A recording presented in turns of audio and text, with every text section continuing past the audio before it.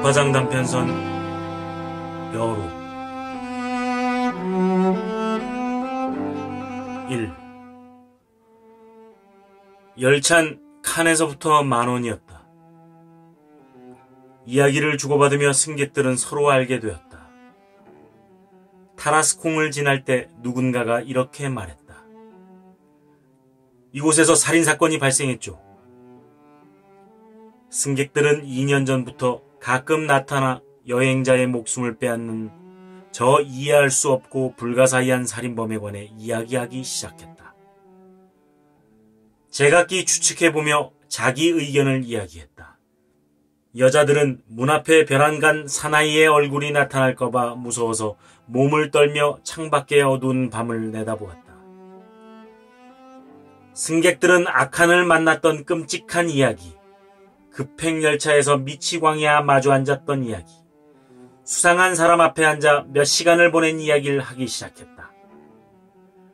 제각기 위신을 세울 만한 이야기가 한 가지씩 있었다.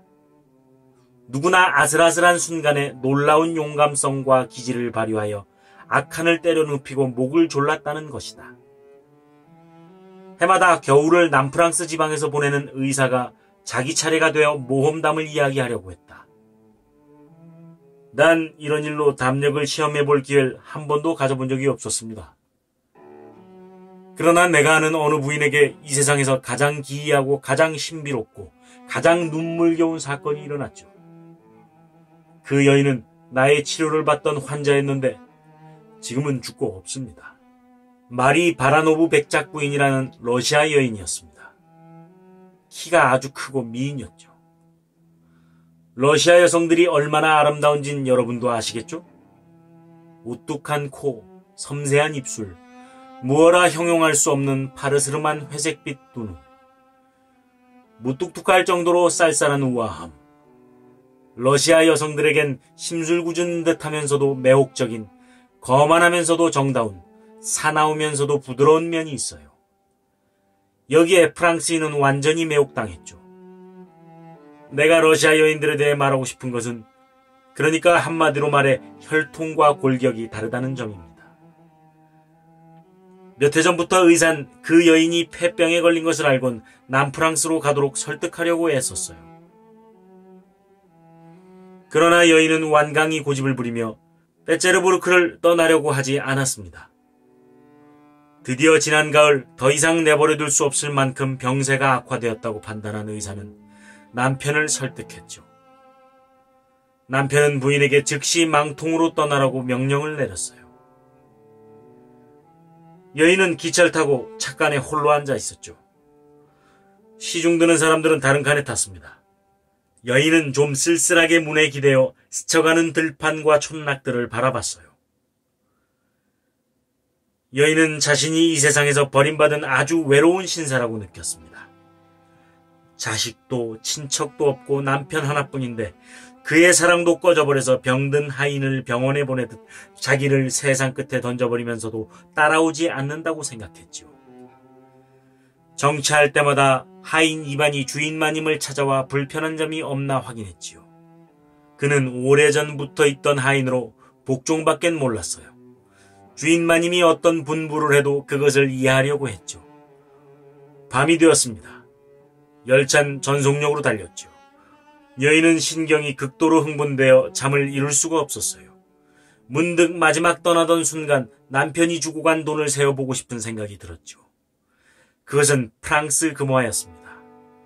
여인은 조그만 주머니를 열고 무릎 위에 그 반짝이는 금화들을 쏟아 놓았어요. 그런데 벼랑간 한 줄기 찬바람이 얼굴에 휘몰아쳤습니다. 여인은 깜짝 놀라 고개를 들었어요. 문이 열린 것이었습니다. 마리 백작 부인은 황급히 쇼를 벗어서 옷 위에 널린 돈을 덮고 기다렸어요. 몇 초의 시간이 지나갔습니다. 그러자 남자 한 사람이 나타났죠. 그는 모자도 쓰지 않고 잠옷바람이었는데 손엔 상처를 입고 숨을 헐떡였어요. 그는 문을 다시 닫고 의자에 앉더니 빛나는 시선으로 여인을 바라봤어요. 그러곤 피가 흐르는 손목을 손수건으로 싸맸죠. 젊은 부인은 무서워 기절할 것만 같았어요. 저 남잔 자기가 돈을 세는 걸 보고 자기를 죽이고 돈을 빼앗으러 온 것이 틀림없다고 생각했죠. 숨이 차서 얼굴을 실룩거리며 여인에게서 시선을 떼지 않는 그는 당장 달려들 것만 같았어요. 그는 갑자기 이렇게 말했어요. 부인, 무서워하지 마십시오. 여인은 입을 열 수가 없어서 아무 말도 못하고 있었죠. 심장이 뛰는 소리가 들리고 귀가 윙윙거렸어요. 그는 다시 이렇게 말했어요. 부인, 전 해를 끼치려는 사람이 아닙니다. 여인은 그래도 아무 말 하지 못했어요. 그러나 갑작스럽게 무릎을 오므린 탓에 돈이 홈통에서 물이 넘쳐 흐르듯 양탄자 위에 굴러떨어지기 시작했습니다. 그 남자는 깜짝 놀라서 돈이 굴러떨어지는 것을 바라보더니 갑자기 몸을 굽혀 그것을 주었어요. 여인은 얼떨결에 벌떡 일어나서 돈을 모두 털어놨죠. 그러곤 밖으로 나가려고 쏜살같이 문으로 달려갔습니다. 그러나 그 남자는 여인이 무슨 짓을 하려는지 알아차리곤 달려가서 두 팔로 그녀를 껴안고 강제로 자리에 앉힌 다음 그녀의 손목을 붙들고 이렇게 말했습니다. 부인, 제 말을 들어보세요. 전 나쁜 놈이 아닙니다. 보세요. 이렇게 돈을 주어서 돌려드리지 않습니까? 한데 전 부인께서 도와주어 국경을 넘게 해주지 않으신다면 어쩔 수 없이 죽게 될 인간입니다. 더 말씀드릴 수도 없군요. 1시간 후에 러시아의 마지막 정거장에 도착하게 될 것이고 1시간 20분 후엔 러시아 제국의 국경을 넘게 됩니다. 부인이 도와주시지 않으면 저는 살아날 가망이 없습니다. 하지만 부인, 전 살인범도 아니고 강도도 아닙니다. 불명예스러운 행동은 아무것도 하지 않았습니다. 제 말을 믿어주세요. 더는 드릴 말씀이 없군요. 그러더니 무릎을 꿇고 의자 밑으로 들어간 금화까지 긁어모았고 멀리 굴러간 동전도 빠짐없이 찾아내었습니다. 그리하여 조그만 가죽주머니가 다시 가득 차자 그는 말 한마디 없이 여인에게 돌려주곤 한 구석에 자리를 잡고 앉았습니다. 두 사람 다 꼼짝하지 않았어요. 여인은 아직도 무서움에 넋을 잃고 입을 다문 채 손가락 하나 움직이지 않았죠. 그러나 차츰 마음이 가라앉기 시작했습니다. 남자로 말하면 눈 한 번 깜빡이지 않고 똑바로 앞을 바라보며 꼿꼿이 앉아 있었는데 죽은 사람처럼 안색이 창백했어요. 때때로 여인은 갑작스럽게 남자 쪽을 바라보다가는 재빨리 시선을 돌렸습니다. 남잔 30살가량 되었는데 아주 미남이었고 귀족인 것 같았습니다. 기찬 날카로운 기적을 울리며 어둠 속을 달렸죠. 때로 속도가 느려지기도 하고 빨라지기도 했습니다.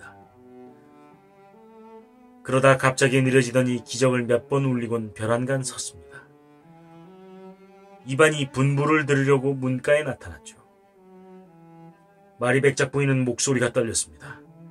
다시 한번 낯선 동행인을 생각해보곤 하인에게 급한 어조로 이렇게 말했습니다. 이반, 이제 필요 없으니 집으로 돌아가요. 하인은 어이가 없어서 눈을 크게 뜨곤 중얼거렸습니다.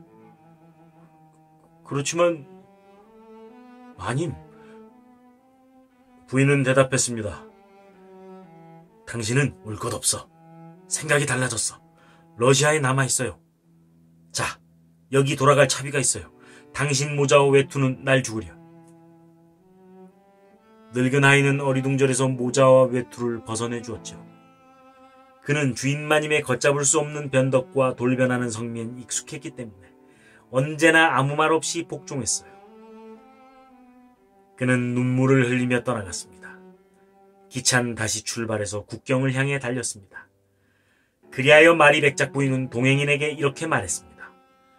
이건 선생을 위해서 한 일들이에요. 선생이 제 하인 이반이 되는 거예요. 이렇게 하는데 조건이 하나 있어요.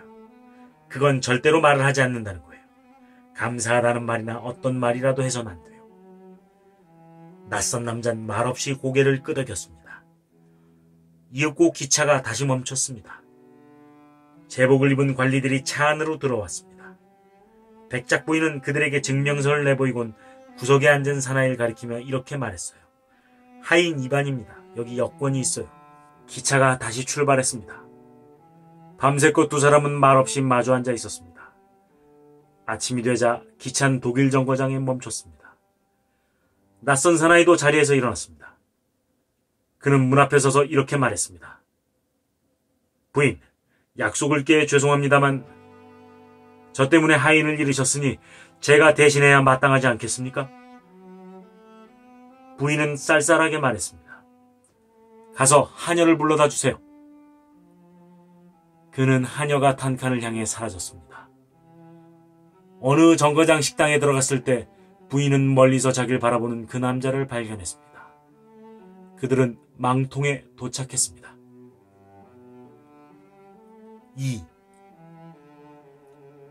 의사는 잠시 입을 다물었다가 다시 이야기를 계속했다. 하루는 진찰실에서 환자들을 보는데 키 큰 청년이 들어서더니 이렇게 말하더군요. 선생님, 마리 바라노브 백작 부인의 상태는 어떻습니까? 그분은 저를 알지 못해도 전 그분 남편의 친구 되는 사람입니다. 난 이렇게 대답했죠. 부인은 가망이 없습니다. 러시아로 돌아가지 못할 겁니다. 그러자 청년은 갑자기 흐느껴 울며 일어서더니 취한 사람처럼 비틀거리며 밖으로 나갔습니다. 바로 그날 저녁 난 백작 부인에게 모르는 사람이 찾아와서 부인의 건강에 대해 묻더라고 알려주었죠. 부인은 충격을 받은 것 같았습니다. 그러더니 제가 방금 들려드린 이야기를 전부 말해주었어요. 그리고 이렇게 덧붙였습니다. 그 남자를 알지도 못하는데 요즘 그림자처럼 절 따라다녀요. 밖에 나가기만 하면 만나게 되죠. 절 이상한 눈으로 바라보면서도 말은 걸지 않아요. 여인은 생각에 잠겼다가 이렇게 말했어요. 보세요. 틀림없이 창문 밑에 있을 거예요. 여인이 소파에서 일어나 창으로 가서 커튼을 젖히는데 보니 정말 나를 보러 왔던 사람이 길가 의자에 앉아 저택 쪽을 바라보고 있더군요. 우리가 보는 것을 눈치채자 그는 자리에서 일어나더니 한 번도 돌아다보지 않고 떠나버렸습니다. 그때 내가 목격한 것은 놀랍고도 비통한 사실이었습니다. 그것은 알지도 못하는 사람들끼리의 말없는 사랑이었어요. 그 남자의 사랑이란 구원받은 짐승이 감사한 마음에서 목숨을 바쳐 헌신하려는 그러한 사랑이었죠. 그는 내가 부인의 병세를 잘 파악하리라 생각하고 매일 찾아와서 부인은 어떻습니까? 하고 물었습니다. 그러곤 나날이 더 창백하고 파리해진 모습으로 지나가는 것을 보곤 괴롭게 눈물을 흘렸어요. 부인은 나에게 이런 말을 했습니다. 저 이상한 사람과 말을 주고받은 적은 단 한 번밖에 없는데 20년 전부터 알고 지낸 사람같이 생각되어요. 두 사람이 서로 마주치게 되면 여인은 매력있고 은근한 미소로 인사를 보냈어요. 나는 그 여인이 행복하다고 느꼈습니다. 완전히 버림받은 듯 가망 없다는 것을 여인 자신도 알았건만 그 여인이 행복하다고 느꼈어요. 그토록 모든 것을 바치려는 헌신, 시인과 같은 정열, 존경과 변함없는 사랑을 받고 있는 여인의 처지가 그러나 여인은 끝내 영광 속에서 살고자 필사적으로 그 남자를 만나려고 하지 않았고 이름을 알려고도 하지 않았으며 말을 하려고도 하지 않았어요.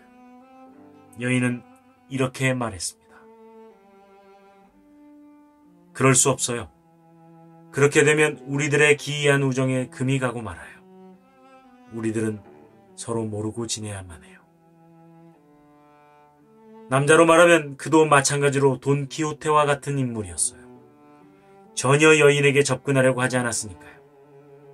그는 저 열차 안에서 한 약속, 절대로 말을 걸지 않겠다는 터무니없는 약속을 끝내 지키려고 했습니다. 여인은 오랜 기간을 두고 차츰 쇠약해졌는데 종종 소파에서 일어나 창으로 가서 커튼을 살짝 젖히고 창 밑에 그가 있는 것을 바라봤어요.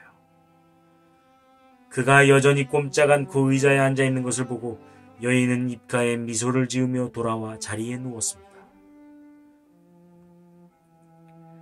여인은 어느 날 아침 10시쯤 숨을 거두었습니다.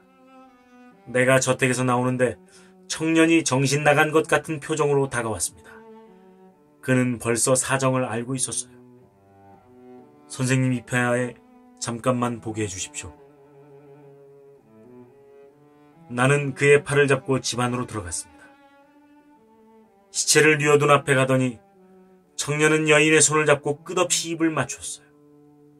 그러곤 미친 사람처럼 나가버렸습니다. 의사는 다시 입을 다물었다가 이렇게 말을 이었다. 자, 이것이 내가 아는 철도 사건 중 가장 기이한 이야기라고 할 수 있습니다.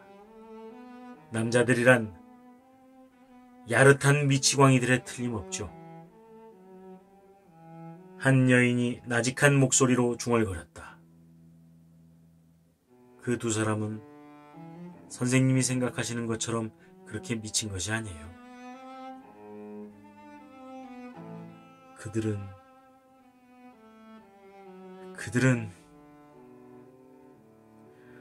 그러나 여인은 울음이 북받쳐 더는 말을 계속할 수가 없었다. 일동은 여인을 진정시키려고 화제를 돌렸다. 그래서 그녀가 하려던 말은 아무도 듣지 못하고 말았다. 모파상 단편선 여로